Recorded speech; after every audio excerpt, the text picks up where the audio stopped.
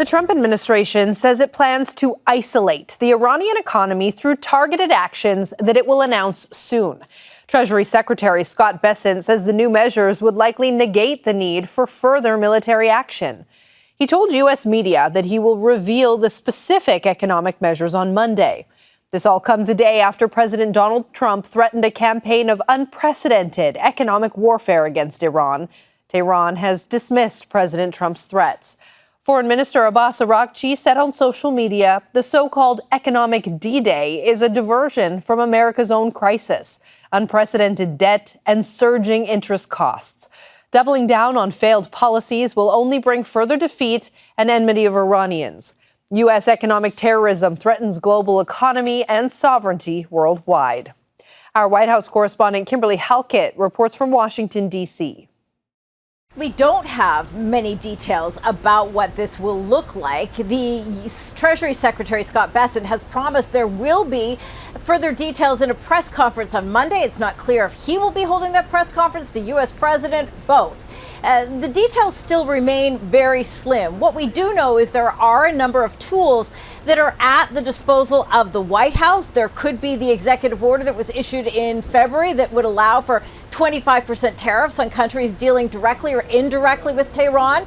There also is the possibility that the Treasury Secretary could impose sanctions on entities, on airports, etc., anyone who is conducting business directly with Tehran. But in the absence of details, what we have heard from the Treasury Secretary is that there is strongly suggested encouragement on the part of U.S. allies that they should join the United States in this coalition against Iran.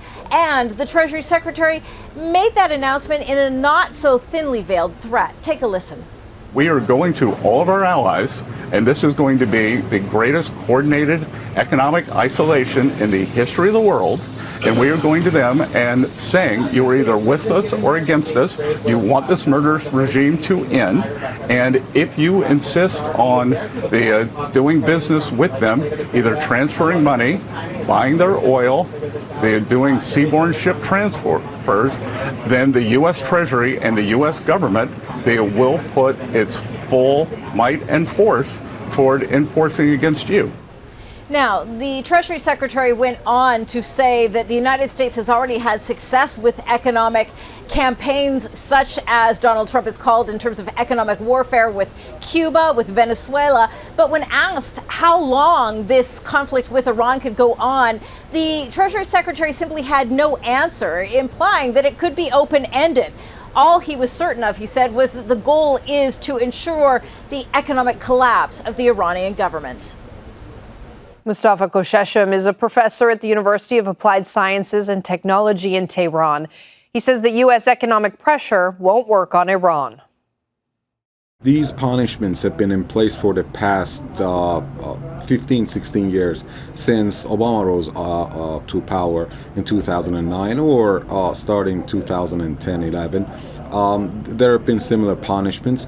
If they were disclosed, I mean, if those that were dealing with Iran, they were disclosed, then they would have been, cut off from the global economy and not just the United States. What as Scott Bessent said, as could have been guessed, he just repeated Donald Trump's vague words. No new sanctions laws or sectors or entities or anything. So they are just threatening, trying to that's Donald Trump model, to threaten other nations to see if they step back. Iran has so many, neighbors on land and even in the north in the Caspian Sea, because Iran's land borders are lengthier, because the other 6 nations that share sea borders with Iran, Saudi Arabia, Kuwait, Bahrain, Qatar, the UAE, and Oman, though Iran doesn't have much trade with them, still they are within the circle of the blockade. Even if they are cut off, it doesn't matter to Iran because Iran doesn't have, much trade with them. It's very difficult to, impose such a kind of blockade on Iran and expect, something out of it.